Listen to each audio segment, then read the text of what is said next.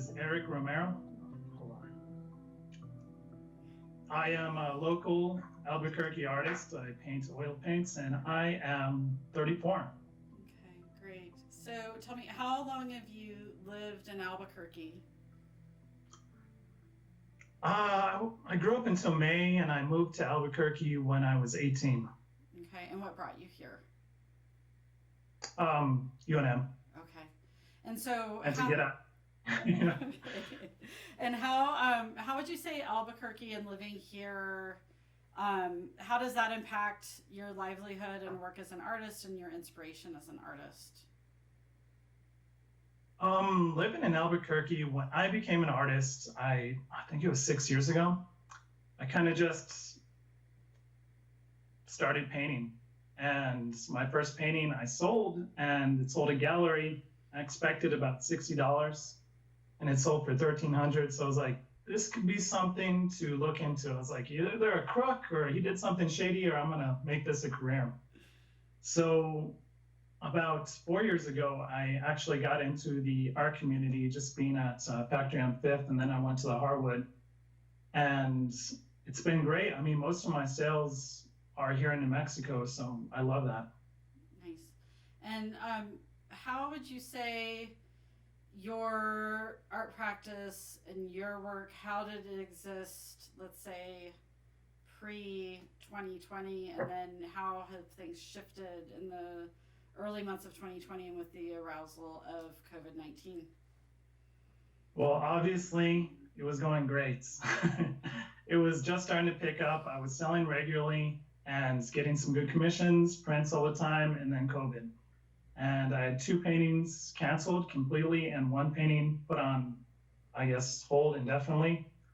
No commissions, no prints, and it was just devastating. I mean, devastating in the sense that I expected those sales, but as an artist, when you're creating something, it's you don't expect to sell everything. So I'm kind of used to it. So it didn't affect me that much, but it was a little bit shocking knowing that people will not be spending on arts. Rather, they're going to be saving, they're going to be caring for their families, healthcare, groceries. So it was a bit of, I guess, a shock just to kind of realize that my livelihood was put on hold indefinitely. Mm-hmm. And for you, I mean, are you able to earn your all your income and generate that from your art alone? Do you have other ways you supplement your income? I do farm in the summer for about 2 months, but that's a small portion. But I am able to support our family through art. So I was just gonna say, you also now, can you talk to me about that? That you do have a child now, and just thinking about all of that. I mean, how has it shifted your perspective in terms of your art garnering your income and being reliant on that in times such as this, where things are a little bit more precarious? Yeah, it's terrifying. It's horrible. Yeah, because my wife is still on maternity leave. Well, she's unpaid right now, and our baby is super high needs, and it's terrifying knowing that I'm glad that I was able to put up just a little bit of a nest egg for her maternity leave, but it's like people aren't going to be, my art, I don't think is going to be commanding the same price that it once did.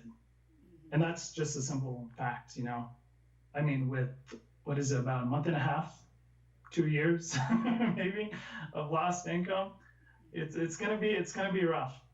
Mm-hmm. And was there a time or any defining moment that COVID-19 like entered your consciousness where you saw this as something in terms of it was really going to have an impact on you, and where it was kind of like, I don't know, an awakening of any kind?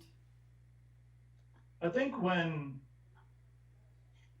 we had open studios at the Harwood, I think it was like February 7th or something, somewhere in through there, and people were worried about it, and it was kind of like underlying currents, like just a little bit of anxiety. And I was like, well, there's only maybe, I think there was 10 cases then, and then it went to 30, 50, and at that point, I think it was March 14th. I was like, I got to get all my paintings, all my stuff, and work from home just for the fact that I need to protect my family because it's a school. There's germs there. There's other artists, and it was.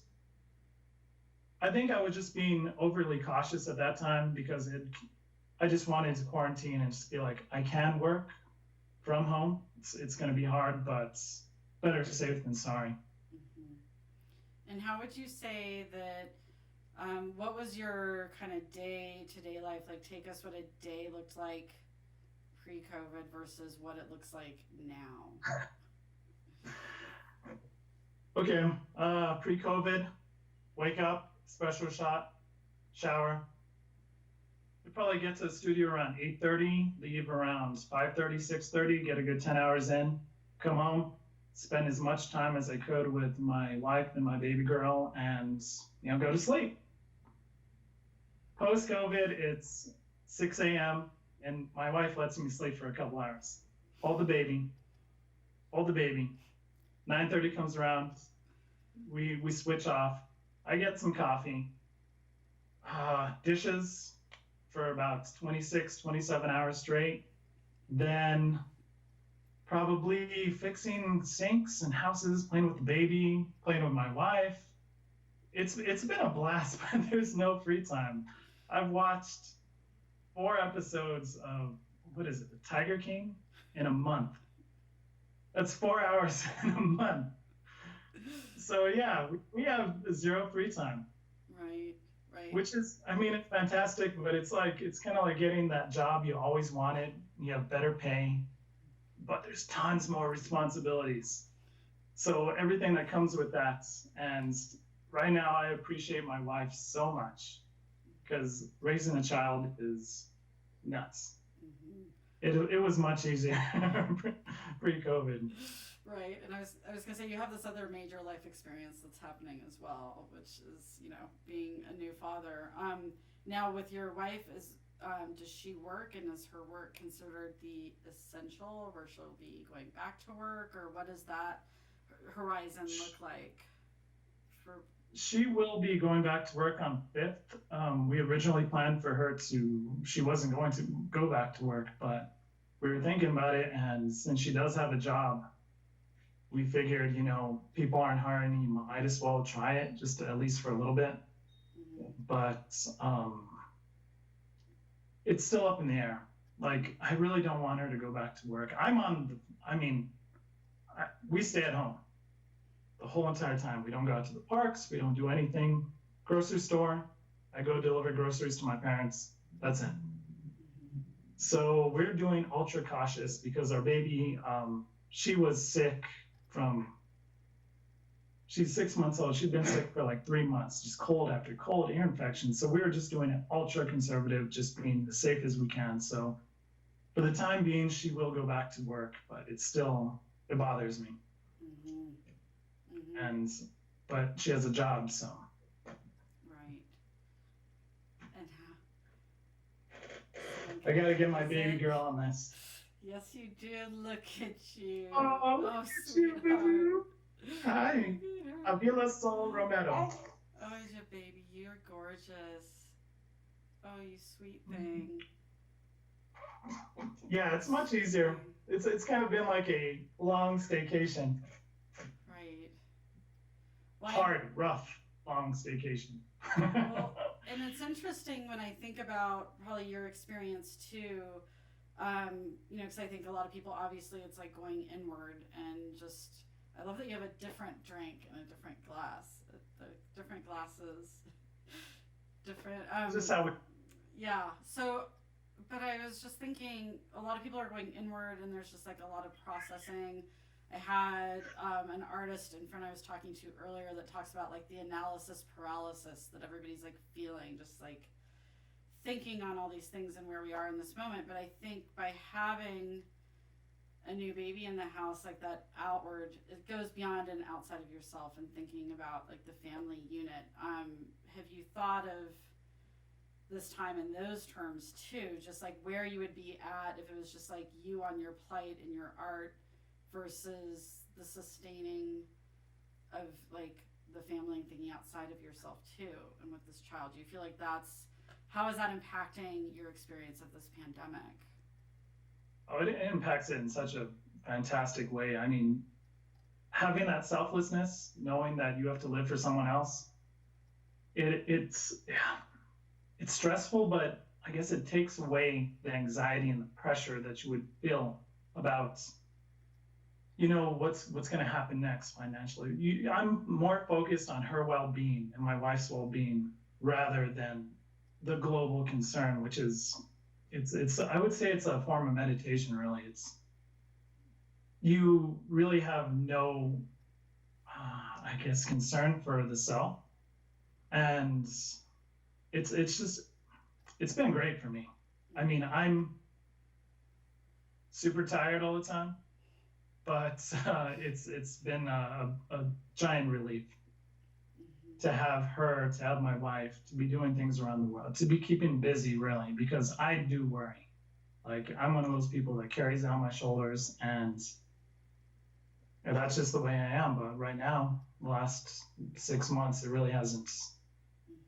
It's been pretty relaxing, actually. It's kind of like an oxymoron. I'm like super stressed, but in the sense that, yeah, parenthood is tough, but I don't really think about the dire things outside of the house. Mm-hmm. What would you say, have there been any other kind of like perspective shifts, just changes that you're attuned to going on within your own self, once these very outside forces of, social distancing and self-isolation went into place?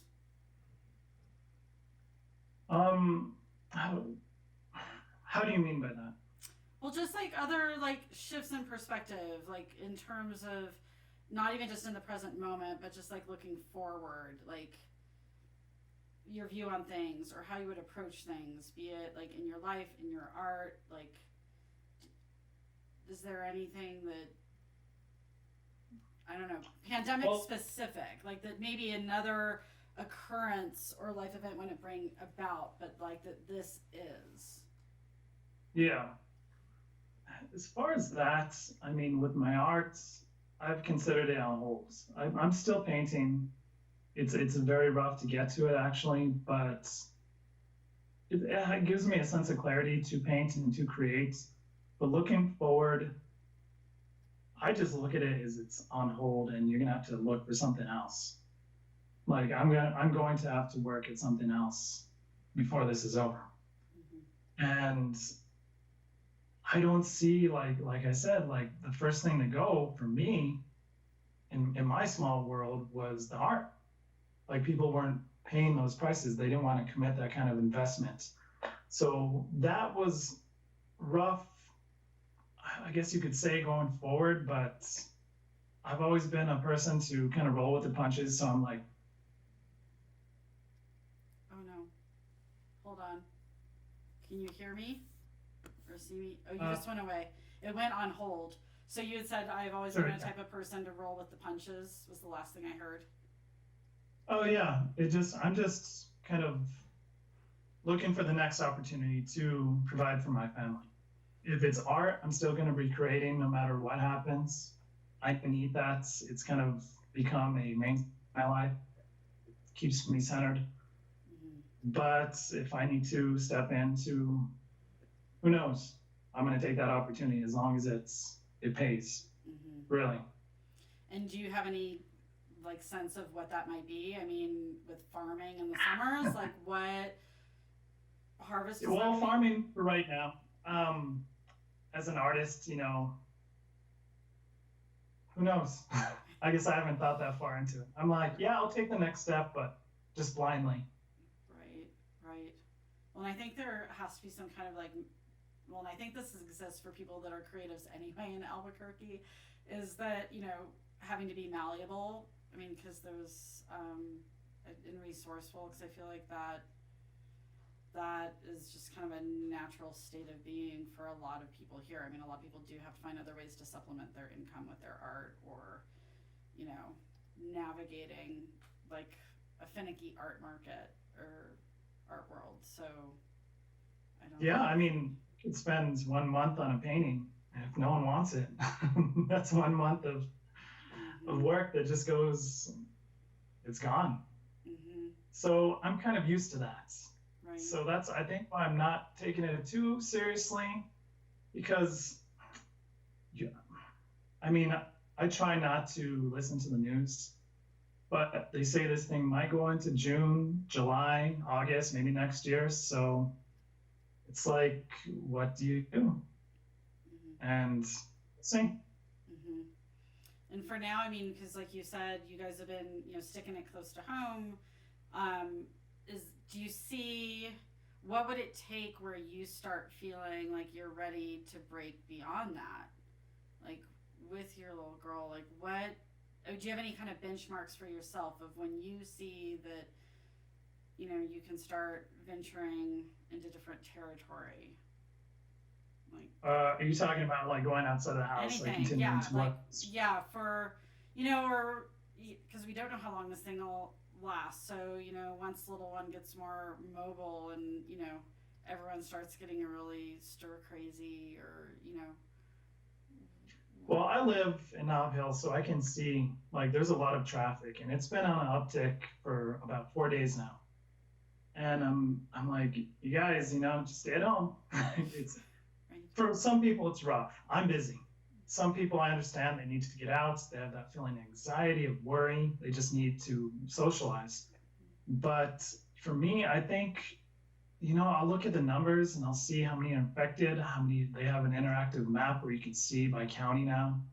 So I think if it come down to it, if like we're actually needing that money, I'll take a job at something that could put myself in risk of contracting the virus and just live outside in a tent. That's what it would take, like to just completely quarantine, not see the girls. And yeah, I mean, I don't know if it'll come to that, but if it does, I'm ready for it. I'm ready for any kind of change. I have a bunch of swords too, so we can go Mad Max style. I have tons of outfits too, so I'm kind of hoping for that. I mean, right. What about like, have you had any? Again, I think you're in a different phase of life right now, probably being more insular. But if you had been maintaining contact, like socially or with friends, like what their experience has been, is there anything you've tapped into as far as like your peers and your social network, kind of what they're going through? We're artists, so we were in quarantine long before it was cool. So every one of my artist friends is like, you know what? I don't have any stress now. I can get up at 12. I can paint till 3 o'clock in the morning. It's pretty cool. Everyone that I have, every one of the friends I have that are not in our world are freaking out. And they want to start the economy back up. And some of them are just stir crazy and willing to risk it. So there's a big difference between the art world and, I guess normal people. We're fine. Everyone's just chill. We're having a great time. We don't get to see each other, but we keep in touch, send each other memes and just talk nonsense all day. But there's a big difference between artists and non-artists, I've noticed. Especially in the attitude too. Right.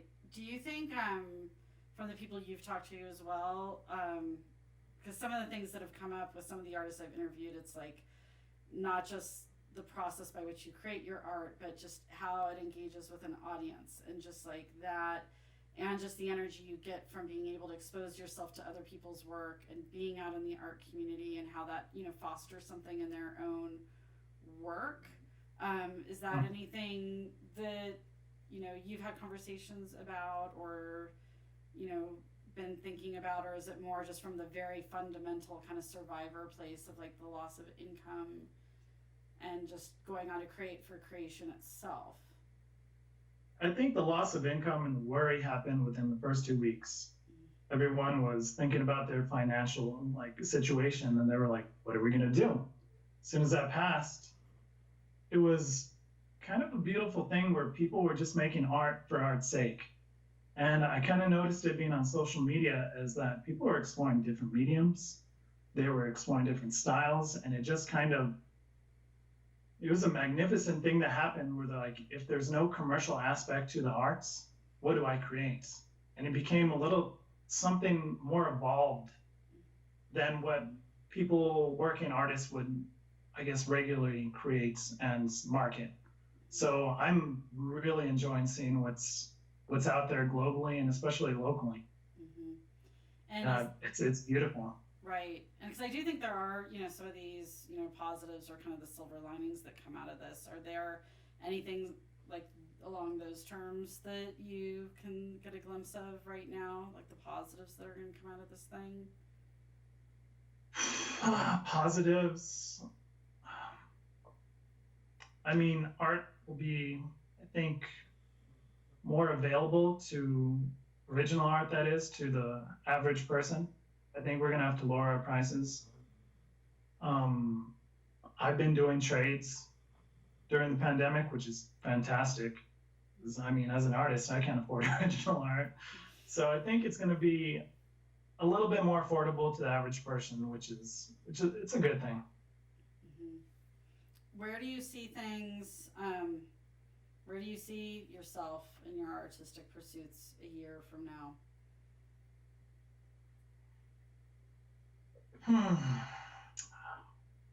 I really, I don't think that far out, but if I do have any hope, it's actually being in my studio 8 to 10 hours a day creating. That's my hope. That's where I see myself if everything goes right. Just being able to work and support my family. That would be number one. Mm-hmm. And is there anything I haven't asked that you think would be like important to address when it's like looking at this slice of time where we're at, talking with artists and creatives, some things that are important to explore, things you'd want to ask other artists, what you'd want to hear from them? Other single artists, I just want to know if they're making the most time of this. Just like, please, if you got the time, just create. Just go get a pencil, paintbrush, clay. Just take advantage of the time.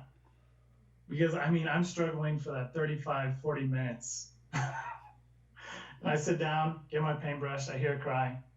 Or I know my wife is just exhausted. I'm like, okay, let's do this.